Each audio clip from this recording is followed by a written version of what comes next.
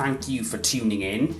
I just want to take this opportunity to thank some of our friends. Firstly, all-round tech PR superstars Nelson Bostock. Whether you're an established technology brand or a fast-growing fintech, you need the right team behind you, a team that understands your brand, your purpose, your goals, and can really help you define your narrative and tell your story, the story that matters. These guys tick all of those boxes and more. You can find them at nelsonbostock.com. That's Nelson Bostock with a CK on the end.com. Highly recommended. I also want to thank Tramshed Tech. We've come down here and they've kindly allowed us to use their world-class recording studio facility down here. But they do office space, they do events. I can't recommend them enough. That's Tramshed Tech. And also a big shout out to Be Digital, who make all this possible. Be Digital enable organizations to become lean, agile, and to attract the right talent. That's bedigitaluk.com.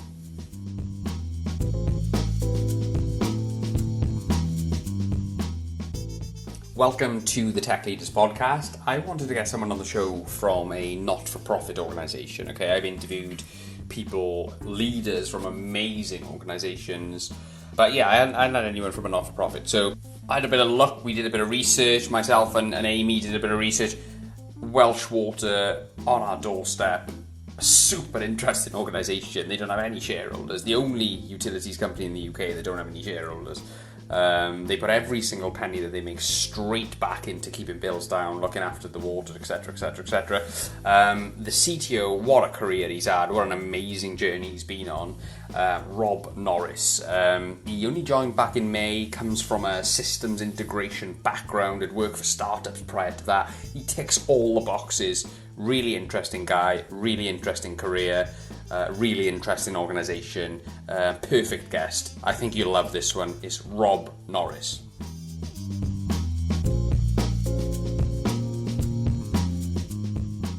Rob Norris, we finally got this set up. It's been a while since we initially agreed, but obviously you've had so much going on.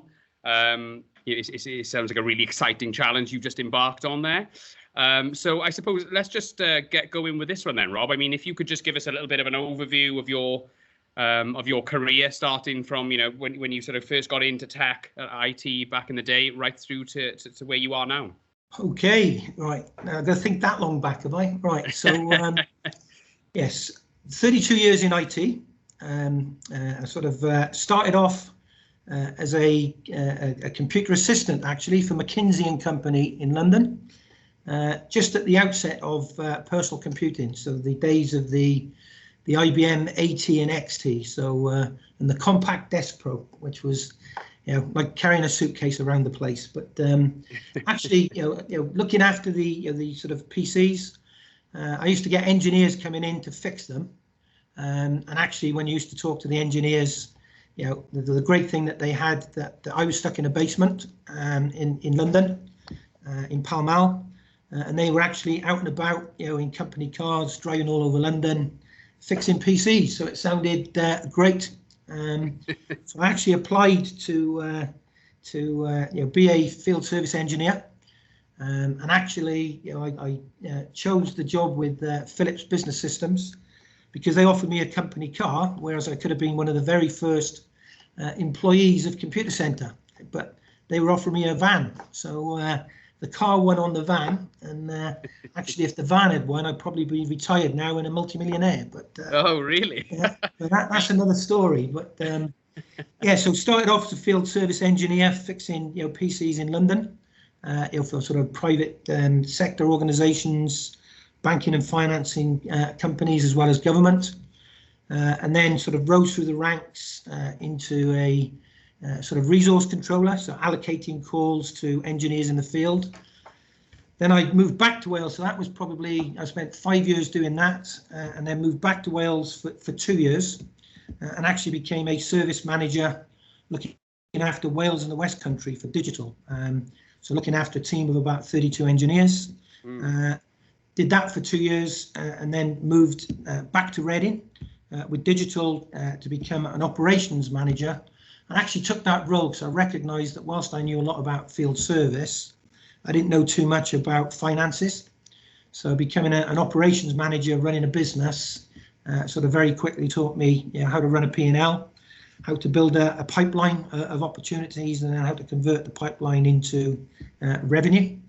And then I became a service center manager, looking after a big call center for digital. So roughly about 300 people, multidisciplined, storage, Microsoft skills, network skills, early doors of security. So that was kind of my days. I was 14 years sort of with a big IT company, and actually left because I found that I was actually starting to see customers that I was going to, looking to sell our solutions, that were actually buying from companies I'd never heard of, right? And I started to hear about things like the internet, like application service provision, ASP. ASP as we know it today is cloud computing, but if you go back sort of 20 years, it was application service provision. But for me, I joined a small startup. So which company was this, Rob? Sorry, which? So it was ViceStorm. So it was a company called ViceStorm, which was so we basically turned it into an internet security company. Yeah. Probably the second mistake of my life was so I went with ViceStorm, which we turned into an internet security company. Quite clearly, security companies go for many multiples today, but 20 years ago when we sold it, we didn't make a huge amount. But out of ViceStorm came some pretty good technology.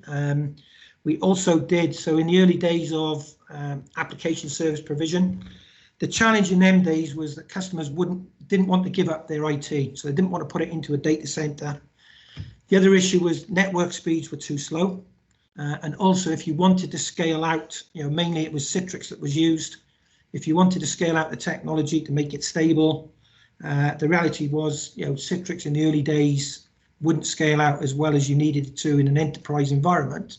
Yeah. So we had some pretty clever kids that actually built some software tools called, originally it was called server-based toolkit, then became a company called AppSense Technologies. So I know them, yeah. Yeah, so again, AppSense, basically stabilized, Citrix enterprise environments. And Charles Sharland, who sort of brought me on board at ViceStorm, went off with AppSense and made his many millions. So again, I probably made the wrong decision, but I didn't regret it, and had a great time building a security company. Called ViceStorm. Can I just cut in by you, Rob? Because I'm just one thing I'm really curious about you. Okay, you're selling cybersecurity and internet security services in an era. I know you were there early 2000s. That must have been a bit of a tough sell because cybercrime wasn't very prevalent at that point. Was it not? No, exactly. You're spot on, right? So your selling skills got honed very quickly. So certainly in them days it was. I think you were trying to sell a policy. The only way you could liken it to is you really buy in a policy, an insurance policy that you're probably never going to need. Okay, that's how customers viewed it. Okay. What kind of security threats did you see around that time then? Just out of curiosity, what kind of thing was prevalent then? So I think in them days, what was prevalent, mainly it was insider threat. Okay, so actually employees. Okay. Yeah, so nation state were just starting, but the big threat in them days was, your sort of insider threat, but nation state were just really kicking off. But it was a difficult sell. You certainly, if you look at the paper today, you see almost on a daily basis a cyber attack. Everybody gets it. I think when I was working at ViceStorm, well actually about 2 or 3 years ago, when I went back to Bryn Mawr Rugby Club. I started talking to some of the lads there who were sitting in the corner, doing their online betting, asking me questions about, Rob, this thing called cybersecurity. What can you tell us about it, right? So, when guys, sort of 40 to 50, sort of using their mobile phones to do betting, start to ask you questions about cyber, in then you kind of know it's kind of hit the headlines. So it's become mainstream then, isn't it? It's mainstream. But I think the issue today, though, is it's too mainstream. Okay, so I think people are now just getting used to it. It's something that everybody thinks isn't going to happen to them, until they get hit. And I think if you look at it, they're getting complacent in some respects as well, right? Organizations in terms of cyber. But so had a great time, building a startup. I then took 12 months out, midlife crisis, age 40.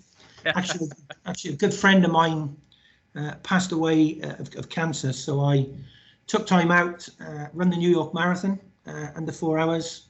Raised over sort of £10,000 at that time, which was quite a bit of money. For Christie's cancer charity. And then, Mrs. Norris told me I had to go back to work. So, I joined Fujitsu. So I originally joined as the transformation director for HMRC Revenue and Customs, Fujitsu's account there. And my job really there was a change agent to bring in new technologies, drive things like VMware, virtualization, drive data center consolidation. Had a great time doing that, challenging the status quo, challenging our suppliers, and then fell into becoming the kind of the company troubleshooter. So jetting all over the UK into difficult projects and programs. I think everybody knows that if you deliver large projects and programs, certainly complex IT projects and programs, sometimes you're going to break a few of them. Yeah. So my role was to go in when that happened and to work with the teams, understand what went wrong, to fix issues. You were kind of like Mr. Wolf for Fujitsu UK then, were you? Yeah, Mr. Wolf of Pulp Fiction. So when I turned up, people knew there was a problem. Right? So, but I really enjoyed it, and obviously I'd get jetted into some very difficult conversations, some very irate customers, but lo and behold, by working together, we could turn it around. And I spent 9 months up in the Highlands of Scotland, turning around a big IT project and program that had gone wrong up there. Spent a lot of time in London fixing many projects and programs, but really enjoyed it. Then I thought I'll try governance, so governance and assurance. So actually, work with teams, bid teams, project teams, at the outset of a sort of a project or a bid to make sure we got the right solution. But then make sure that the right team was put in place at the outset if you won the bid to deliver it, and then sort of govern the early days of the implementation. So did that for a while, and then actually probably about 3 years. Got bored with that, enjoyed it, but fancied a new change. And then I went back into security. So after a 10-year sort of break from security, I started to look after Fujitsu's security business in the UK. Yeah. At that time, it wasn't really a security business. It was, great. It was security people that we'd kind of inherited from IT outsources. So I very quickly sort of built a sales team, a pre-sales team, helped to build some security collateral, and then we actually went out and sold security directly, as part of an IT outsource, but also just buying security as a standalone service. That took off. Then very quickly I was asked to look after or build out the European business. Really enjoyed that. So did that for about 5 years in total. Again, working with Japan, helping our Japanese colleagues to understand security and build out the security business in Japan, or certainly the offerings. So really good time. And then my last 12 months before sort of when I exited Fujitsu and came to Welsh Water, I ran the Northern Europe services business, so about 6,000 people, all multidisciplines, from application delivery, cloud, as I say, security, field service engineering, data centers. Really great team, but I found myself, not enjoying it. Working at, I guess, living out of a suitcase in a hotel in London. With a family living in Reading, but also home in Wales. So I decided it was time to come back to the homeland, and here I am. Good stuff. Yeah. Well, look, there's an inordinate amount of things we could unpack there, Rob. Okay. You've obviously been on a bit of a journey, but what I'm keen to talk about is rewinding back to the beginning. Okay. So you're from similar area to myself, Heads of the Valleys. Yeah. Yeah. So it's obviously a very industry, the old industries were very prevalent probably when you were growing up, a My dad's a miner. Yeah.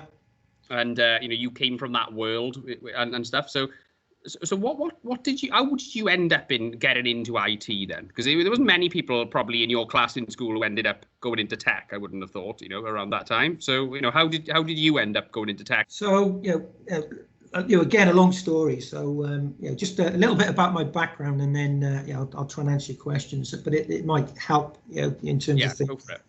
So I was born in Cardiff. Actually, I spent the first 11 years of my life in children's care, in care homes. So I didn't have a mum and dad, unfortunately, to speak of. So I spent time, as I say, in children's homes, and then I was fortunate enough to be fostered by a family in Bryn Mawr, and sort of went to live in Bryn Mawr at the age of 12. And to be honest, I guess life could have gone one or two ways for me, right? Fortunately for me, it's gone in a great way, but there were times when I did things I wasn't proud of. But certainly when I was in school from the age of 12 to 15, I didn't really apply myself as well as I should have. And actually, at the age of 16, when I left school, I was about to leave school. 1980s, early 80s, coal mines were closing, steelworks were closing in Ebbw Vale.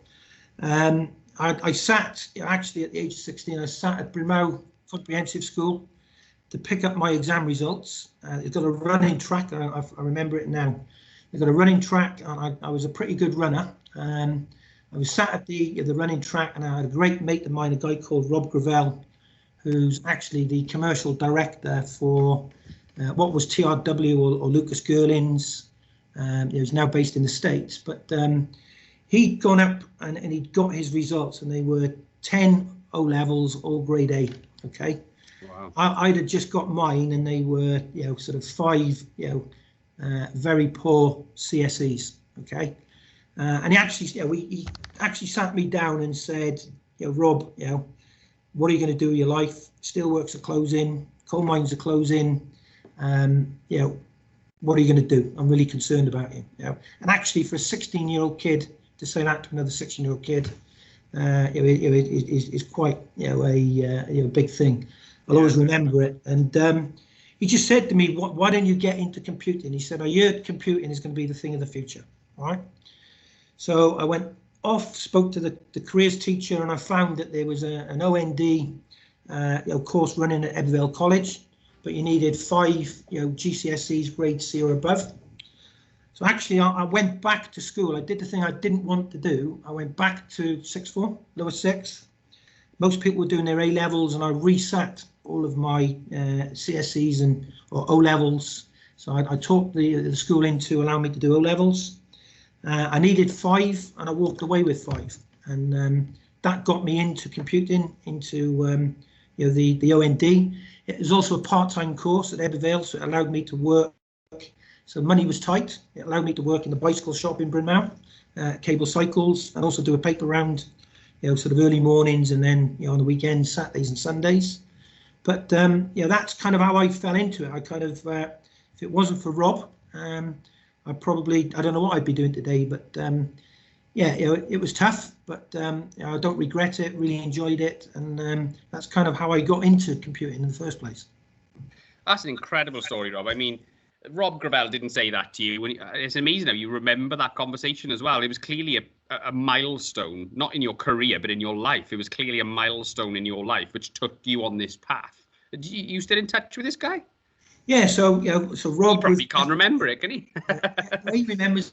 I remind him every now and again. So he's just bought a house back in Crickhowell. I live just outside of Crickhowell. He's married to a Bryn Mawr girl as well, but spends a lot of time now in Europe. I think Lucas or TRW have now been bought by Zeppelin in Germany. So he spends a lot of time between America and Germany. He was best man at my wedding. And we've stayed in touch ever since. So I've known Rob now since I was 12. So we're talking basically 40 years, and remain great friends. And the great thing is our families are great friends as well. Both our kids have been brought up together. I owe Rob a lot. No, that's fantastic. So let's stay on the theme of milestones then. Obviously, that was one. You got into tech. You started building a career, which we obviously just went through. What are the other sort of key milestones, do you think, in your career? Well, I think in not just career, but in life, So when I was sort of 19, unfortunately, my foster dad died. Actually worked for Chivers in Brimau. He actually ran the quarry in Clydach. And unfortunately, the company business went bust. I think he'd worked, best part of, sort of 40 odd years for the company, but was left with next to no, redundancy or pension. Unfortunately, died of Alzheimer's disease in the end. That kind of taught me that, you need to, from as early as you can, try to, be financially stable. So as you go through life, you get career choices. And certainly part of the reason why I sort of left, I did very well with Digital Compact. I was running their European Support Centre at a very early age, but I recognised it was a glass ceiling, and I took the gamble to go to a startup. Took the call. This time next year, Rodney, will make you a millionaire. I took the call. I took the gamble, but I took the gamble because I could see that there was huge organisations were actually going to these smaller companies. So there was something going on there that I needed to understand.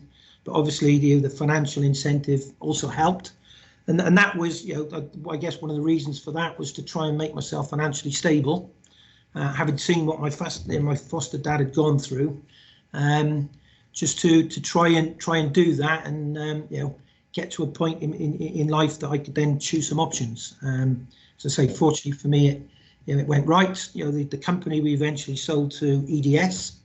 So if you look at what was HP Security Services in the UK, Vicestorm was the kind of company that was behind all of that. But right. So I think that was a major point in my life. Sort of 12 years in, giving up a career in a large corporate to go to a startup. That, as I say, day two. Got funding pulled, and I had to do some drastic things for the company to survive. But I guess you learn along the way, right?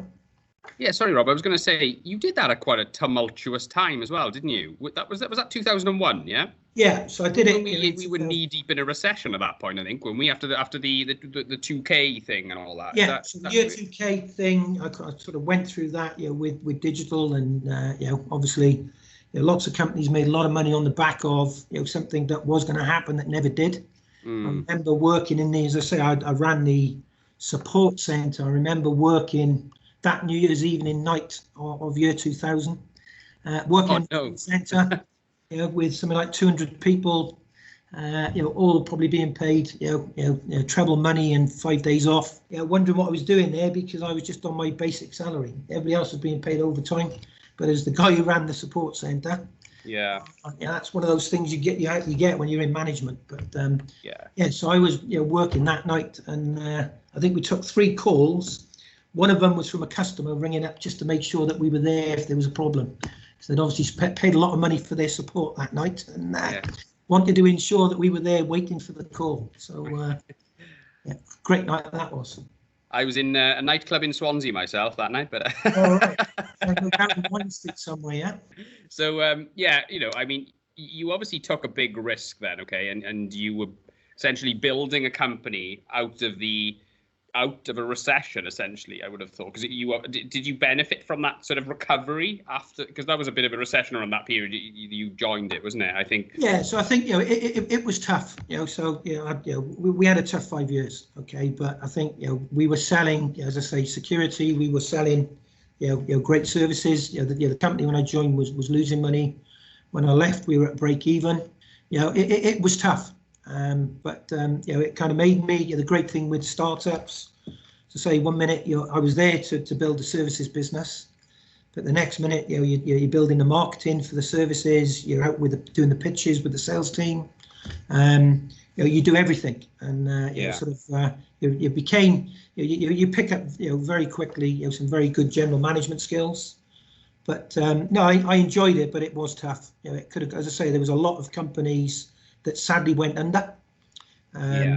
there weren't too many that actually made a profit or got to break even and eventually got sold. So I count myself lucky that we must have done a few things right as a management team, because Vicestorm was one of those ones that actually got bought by, as I say, EDS and then HP. So we kind of survived it and really enjoyed it. Yeah, definitely. So I want to ask you a question about. I'm not sure exactly how to word this, but I'll have a go anyway. So you've worked in the big SI world, okay? The Fujitsus. You've worked, compacted a big consultancy arm. I'm guessing they probably did. But how was that? Because obviously we've seen this sort of period of disaggregation, and there's a lot more smaller like service providers out there now, do sort of managed services projects, and right down to sort of more sort of recruitment style businesses. But how have you seen the sort of technology professional services space develop or change since you've been involved in it? How what's different now? I think what's different is certainly in the early days customers would look to just outsource their problem to you. Okay, so they weren't necessarily technology savvy. So what they would do is they would outsource the problem to you. And basically one of the reasons why they were outsourcing it was they weren't getting value from it, and needed you to sweat the assets and to really drive business benefit, but also take substantial bit of cost out. I think nowadays what's really changed is customers you're probably into sort of third, fourth time outsourcing nowadays. So customers are very technology savvy. They do their homework, and I think they've already before you even get on the ITT, they've already worked out what organizations they want to talk to. So they're very knowledgeable, and actually what organizations do is they now choose elements that they want to do themselves. So sort of selective sourcing is really what it's all about today. So I think the main thing for me, I think, is the client has got a lot more savvy. And then also from an SI perspective, it's a lot more difficult when you're in a third, fourth time outsource to really drive cost out, especially if it's an infrastructure based contract. Okay. Yes. So hence you see, if you look at consultancy today, it's in the middle ground in terms of really the integration layer, the application layer, where people are really building out the skills, especially with the journey to cloud. Yeah, no, absolutely, I agree. So I just wanted to maybe dig into that a little bit more then with your experience at Fujitsu. What did you learn from your time at Fujitsu that kind of that you think that you've taken into your role as a CTO of an institutional entity like Welsh Water, a company, organization that's been around a long time, is operating, it's national critical infrastructure. What did you learn? What was the key things you learned from working for a company like Fujitsu that you've taken into this new venture? So I think Fujitsu obviously is a big company. The model is changing, but a lot of their business was originally government. Okay, so again, critical national infrastructure. So we used to look after, and they still do look after, things like the borders. Okay, so passport control, the systems there, all of that is critical national infrastructure. So for me, coming into Welsh Water, which is also critical national infrastructure, you clearly understand what's important, what needs to be looked after, what to prioritise. But I think going back to the question you asked me earlier, what I've always tried to do, even when I've been in a big company or a small company, so bearing in mind I did large, organisation into a startup, back to large. I've always tried to operate as a sort of a startup in a big company. Okay. Yes. So if you look at even the roles that I did in Fujitsu, there were always teams of 200, 300, 500 people. Okay, you amalgamate them up, and it becomes a big number. But I've always tried to run it as a startup. Okay, can-do type attitude. With the teams. In terms of what we're all about and what we're doing, and kind of that mentality. I've tried to take, whether it's a big company or a small company, and that's the mentality I'm trying to bring into Welsh Water. Is actually we can do this. We can do this ourselves. We've got the skills, we can build the skills. We don't necessarily need to SIs or other organisations. We've got some pretty clever people in Wales. Not pretty. I think that's the one thing I've been very pleasantly surprised by is, there are IT skills in Wales as good as anywhere else. And I've been fortunate enough with Fujitsu to be all over the globe. Same with Digital Compact. When I look at the skill sets in Wales, we've got some very great people. Just talking to you earlier about what you're doing with your company and the opportunities that you've got, the organisations you're working with. It's really just about finding those people and then giving them the opportunity. Because unfortunately today, I still see too many people getting on the train. Not so much now with COVID, and I think COVID gives us, where it's it's really bad.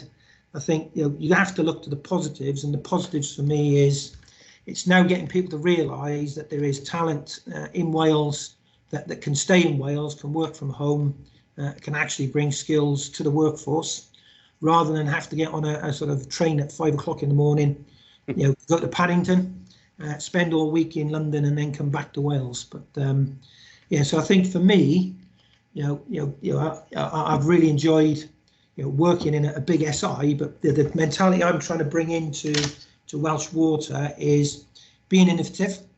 Try and and if you don't try, you're never going to fail.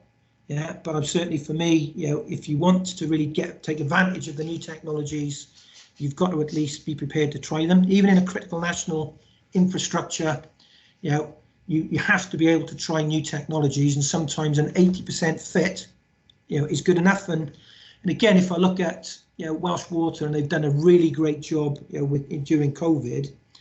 If you look at the amount of employees we've got, I kind of work out of the linear office in Cardiff 2 or 3 days a week, and I spend time at home. They had at one point 700 employees here daily. Nelson, 500 employees. All of them, the majority of those employees now, I think there's roughly about 70 of us in Cardiff. All the others are working from home using the technology. And if I look at the program that was going to do that in terms of smarter ways of working, that was going to be a 2-year program of work to actually get that technology rolled out to allow people to do that. That was done in 2 weeks. Okay, so the level of innovation that is actually happening at Welsh Water, the technology that's been rolled out to allow people to be able to work from home, you can imagine the speed, and still being a critical national infrastructure provider. Sometimes 80% is good enough, because actually you then find that the other 20% that you thought you needed, actually it's bells and whistles. You don't necessarily need bells and whistles. Yeah, and this is a really good segue, actually, because I wanted to ask you about this. So you've already discussed remote working, so I'm guessing that's something you're going to take forward post-pandemic, yeah? I'm assuming most organisations are going to change forever on this front, aren't they? Surely. I think it will for most organisations. So we recently did a survey of Welsh Water employees. Only 4% have said they want to come back to the office full time. Roughly, I think it was 58% said that they wanted a mixture of both office and work from home. And I think that's the same. You just you look online, go onto LinkedIn, you talk to other companies. I think people have now worked from home long enough, unfortunately, with COVID, and it's still going to be for a little while longer, unfortunately. But they do want to come back to an office, okay, but they don't want to come back full time. And actually, what they want to do is they want to come back to the office to collaborate with their fellow employees, because they miss that collaboration. They don't necessarily want to come back to an office just to do the day job. Yeah, absolutely. They're comfortable doing that from home. I've talked about this loads recently on the podcast, and I did some other stuff for BBC Radio, and I think what we're all talking about at the moment is that a lot of people are saying the office is finished and stuff like that, and that's a load of rubbish. I think the offices are here to stay. Offices are great. I just think the balance is going to change, isn't it? Like, for example, our organisation, we used to work 1 day from home and 4 days in the office. We now do the other way around, and I think a lot of that's probably going to be quite prevalent, isn't it? Mostly at home, but to get your productivity time, but you need that collaboration time, don't you? Surely. Yeah, you need the collaboration time, and really to drive that innovation. That kind of sparks off one another. So whilst you can do it, remotely, actually, I think that's the sort of thing that's missing. That people will come back to an office and do. So yeah, I don't see the office disappearing totally, but likewise, I don't see anybody now sort of spending an hour and a half to travel to work every day. It's non-productive time. It's not needed. Yeah. No, I completely agree. I think we'll have a bit of a reality check and realise that we look back at this old world sort of thing, and probably why on earth did we do that for so long? I think that's what's probably going to come from it. But I think obviously we talked about the remote working. What other lessons have you know, in terms of being a CTO and a leader, tech leader? You obviously learned. We've talked about the remote working, but what else have you learned, and what else will you take forward from this lockdown period? I think, certainly for me, from the lockdown, whilst technology is great, and I'm talking to you over Teams, and that's kind of what everybody does today. You still need to talk. So a lot of people do Teams meetings. What I find is one of the major things for me is you've got to continue. You've got to keep communicating, whether that's through Teams or actually whether you just phone them up and talk to them. If you can't get to see them, then keep talking, because I think what I also see is a lot of people relying maybe too heavily on Teams to get out company messages, and I think it's being open and honest. I think the one thing, we're in an uncertain world at the moment. Okay, I think none of us can say what the future holds. Hopefully we will get a cure and get that cure quite quickly. But for me, I think we need to be a bit more humane. Okay, certainly for me, it's actually spend more time to get to know your people. Get to really understand what makes them tick. Talk to them. Be open and honest with them. Talk to them about your fears. A bit like your family. I look at my daughter. I've got two daughters, 25 and 19. The 25-year-old in IT, actually in computer gaming. She's working from home. Mrs. going back to the office, but if I look at my younger daughter, I think she's struggling the most. Right, she doesn't have that social interaction, with her friends, and she bottles it up, right? And and the workplace is the same. So I think you've got to recognise that, give people time. It's not all about work, right? Actually, one of the reasons why I kind of left Fujitsu was I was living out of a suitcase in a hotel in London 3-4 days a week and not seeing the family. So part of me coming back to Wales is to try and get that work-life balance right. And I think for me that's the other learning coming out of it. It's not necessarily all about work. It is getting that work-life balance right, and then also just making sure that you got your health, you got the mindset right, and that you're sort of talking to your teams at all times, and working through it.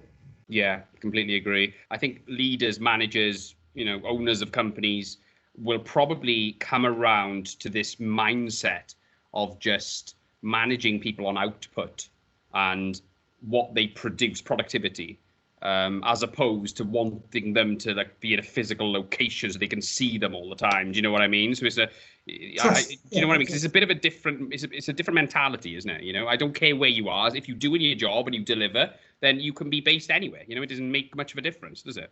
No, exactly.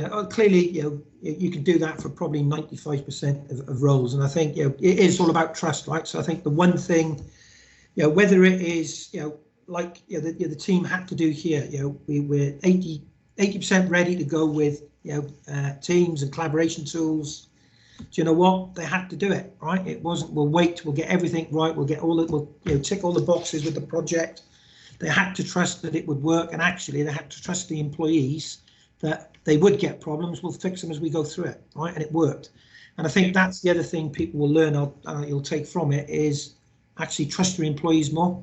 Nobody goes to work wanting to, I know it's an old adage, but I don't think anybody goes to work wanting to do a bad job. And actually, I think the more you trust employees, and certainly I've, at a very early age of, the roles that I've done, I've been trusted at a very early age to do some very, senior type roles, managed quite a lot of people. With that trust, I've really taken that to heart and given it my best, and that's what people do. So I think for me, it's all about trust people. They may not always get it right? I'm not saying I always get it right, but I'll have a go, right? And I'll do what I can. I'll do my best, and then you've got to trust me that when I don't know or I need support or help, I'll come and ask for it. Okay. Definitely. No, absolutely. So what exciting things you got in the pipeline then, Rob? You're doing a lot. You've got a big challenge at Welsh Water. Act a bit more like put more of a startup culture mentality in the tech areas of Welsh Water. What kind of stuff are you doing right now, and what are you excited about over the next sort of 6 to 12 months? So there's lots of great stuff going on already that I'm kind of hopefully now adding to. But some of the things that we're doing is we're deploying Apple iPads out to our field engineers in the field, okay, to allow them to actually do the job as they're going through on a day-to-day basis, okay.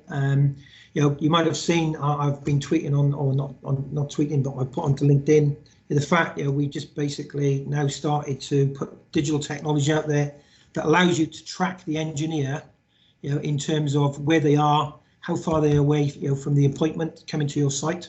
It's a bit like people track pizza drivers as to where it is. Just Eat, no doubt.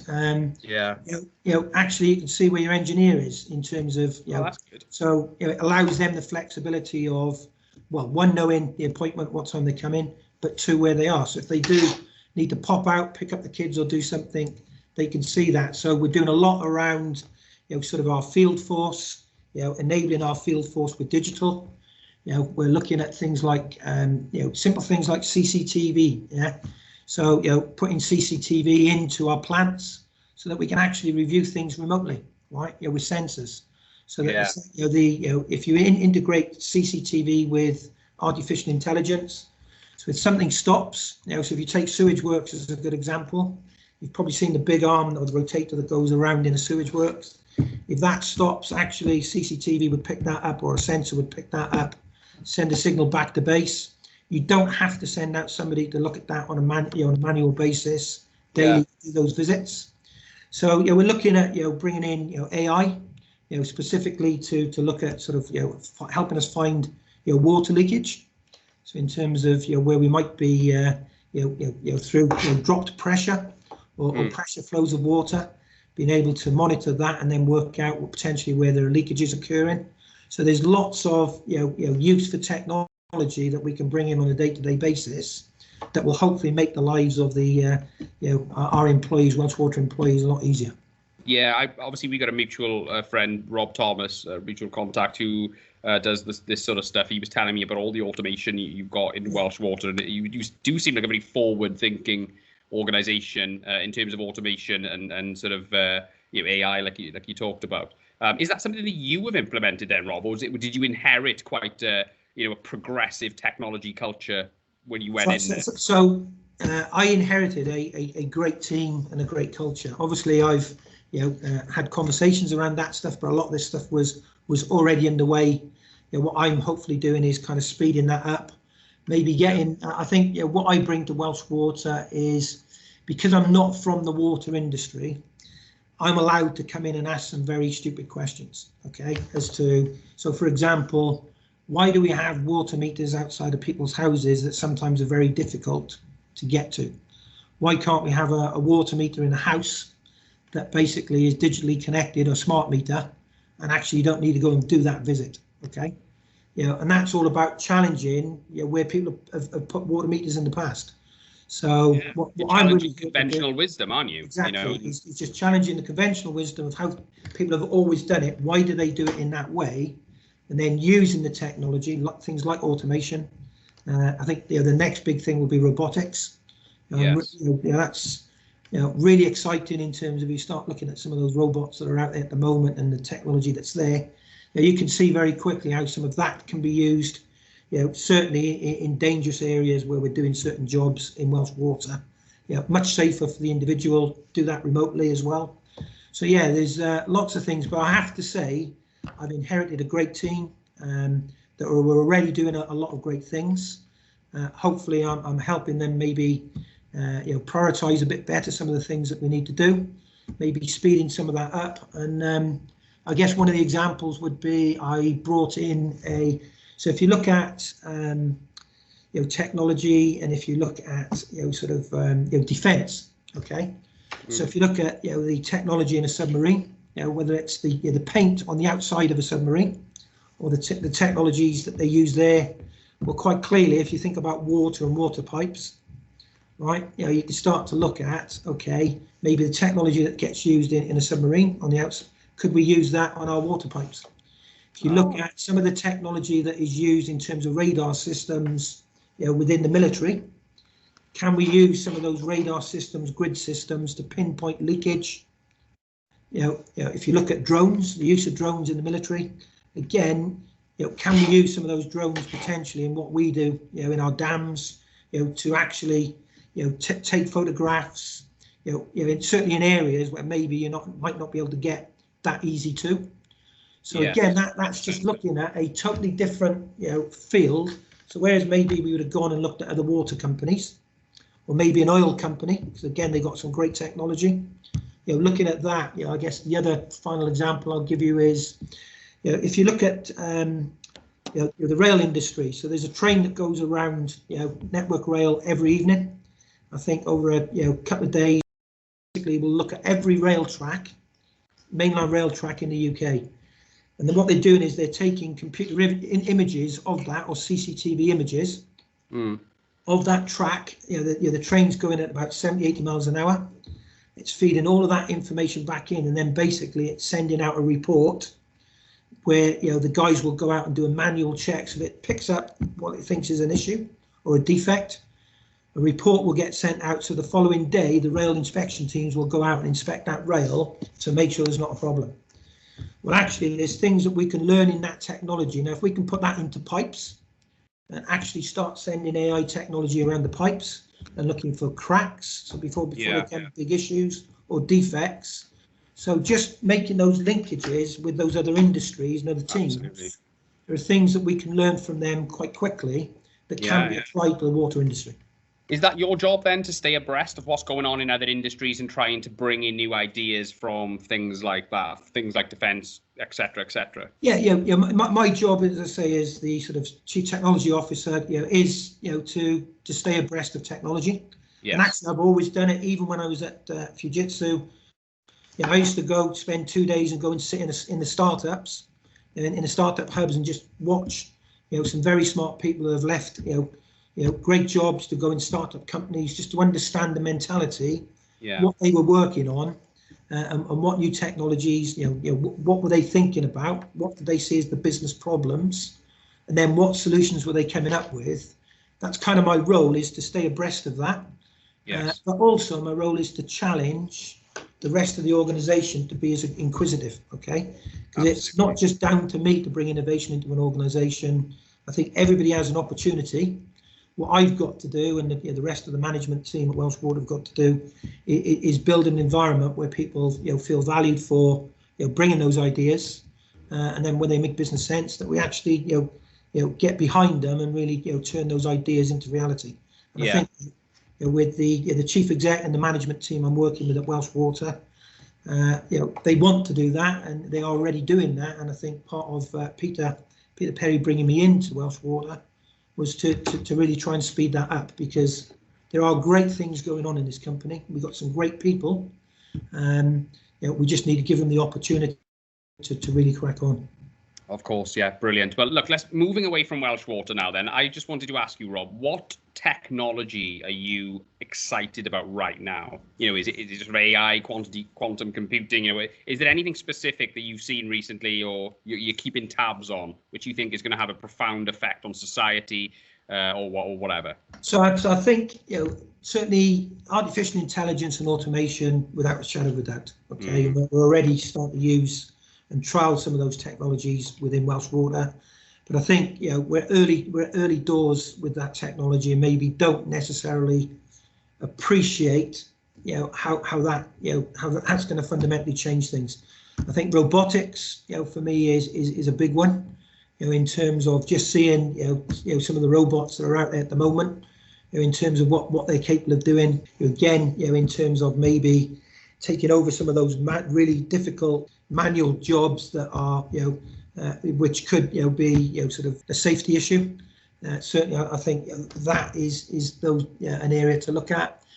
Quantum, I'm kind of, starting to look at, right, in terms of where we are. But I think again, quantum, you see a lot talked about, but again, it's early doors. But I think for me, and then it's, what I'm also looking at is technology that's been out there for years. Okay, so things like, as I said, CCTV. If you can connect CCTV up with artificial intelligence, that then starts to give you things that you probably haven't had before. As an example, where you've got plant machinery that's not working, sensor technology, linking sensor technology to AI. So I think there are a lot of technologies out there that actually, been around for years. It's just how you apply them, right? It's just really thinking about, have we applied them in the smartest way that we could have to fix the problem? And is that because actually we've always looked at the problem in the same way, for many years, and it's just really looking at what it is that you're trying to actually fix. Yeah, of course, the practicality of the technology. Because I mean, you see this a lot, don't you? There's someone sort of takes a concept which has been around for years, puts a wrapper around it and a ribbon on the top and rebrands it as something else, and it's like an on-trend term then, you know what I mean? So exactly. But ultimately, it's about solving problems, isn't it, and becoming more efficient. Rob, I wanted to ask you about just yourself then, to finish on this one. What person, book, or sort of anecdote or something have you seen recently or listened to over lockdown, or anything you sort of has been quite poignant for you and has kind of taught you a lesson or given you some good advice?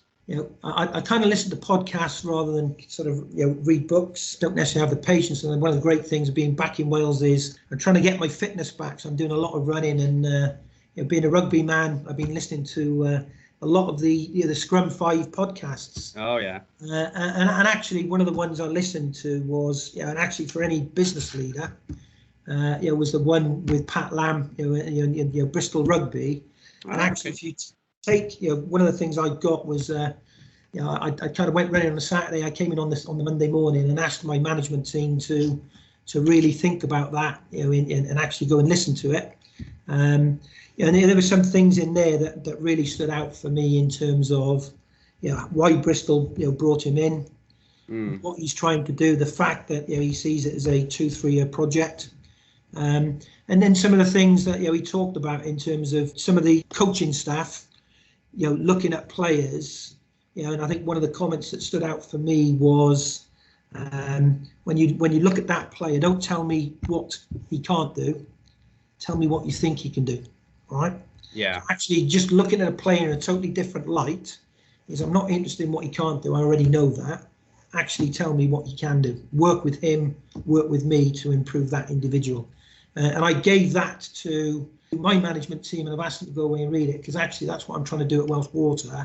Yeah, it's really changed the mindset in terms of what we can do if we all believe in ourselves, we all understand where we're going, what the strategy is all about, the part that we play in that, then actually we can pull it off. Brilliant. Well, look, let's just end on this one then, Rob. So difficult time at the moment, okay? There's a lot of businesses who are struggling, as a leader of people yourself. What kind of advice would you give to sort of, young entrepreneurs or managers who are leading teams at the moment to try and keep spirits up and just get, engagement and productivity from their teams? So, so for me, it all goes back to what I'd said earlier. I think you need to talk, keep talking to your people, understand your people. Don't just talk about work, right? Spend some time to get to know them, and actually understand what they do, what makes them tick outside of work. And actually a difficult thing is people unfortunately are losing their jobs. Okay, so if people, now is probably the time, if they do want to try to retrain or do something that they never wanted to do before, or they've always wanted to do it but never had the opportunity. Maybe through adversity, try that. But I think for me, it really is all about, don't be afraid, be open, be honest, with your teams. You might not always have the answers. Certainly, the way I've kind of gone through my career is I've never pretended to be the answer to everything and that I know it all. Okay. Yeah. I've always been never been afraid to put my hand up. I've always probably been the first there to say, look, let me try it, let me have a go. And actually, occasionally I've failed, but actually, be open and honest with your people. If you don't know, then ask for help. And actually, if you're having a difficult time at the moment with COVID, ask for help. Okay. Of course. We're all human. Sometimes people can't spot that. So sometimes Definitely. You've got to put your hand up and ask for help. and then just be there for people when they need that help. I think that's important. So look after your people. If you look after your people, again, it's an old adage, you look after your team, they'll look after you. More often than not, you'll get the right results. No, I totally agree. I think vulnerability is quite powerful sometimes, isn't it? And I think a lot of people, they just want authenticity. They want you to just be be yourself and just provide and just sort of work on their, but just put effort into working on their behalf, sort of thing, to bring them along. I mean, I think that's great advice, Rob. So look, thanks for your time. Yeah, I enjoyed it. Yeah, thanks, Rob. Thanks for coming on the Tech Leaders podcast. I'm sure we'll speak again in the future. Okay, all the best. Thank you.